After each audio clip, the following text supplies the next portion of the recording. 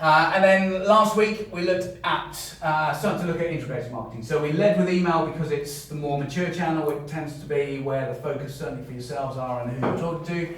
But we recognise there are multiple ways for an individual to be able to interact with the business. And what we need to do is to understand what the best channel is, or what the best mix of channels might be, and how do we interplay them. So we had the example where actually email and social working together.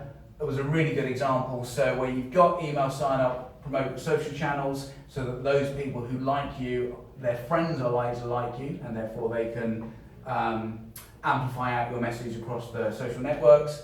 And likewise, where you don't have email, can you reach them socially and then make it really easy for them to sign up, so that rather than them having to go find your offers and news, you can send it to them, and so you get them to sign up. So the two things start to kind of support each other.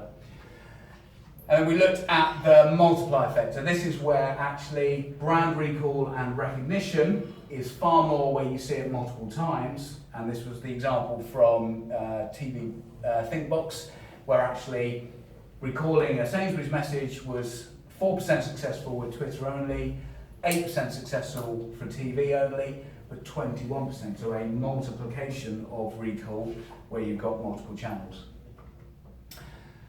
We had a quick look at the direct channels of the ones we use across email, SMS, web push, and direct mail. We included direct mail because there is a digital element to it, both in terms of print and the ability to bring people offline back online through some fairly personalised approaches.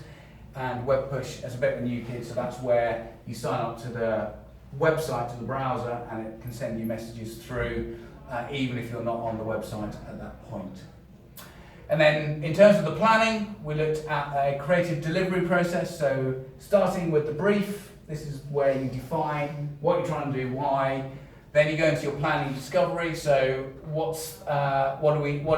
meeting the brief, what would we have to do? What do we know? What don't we know?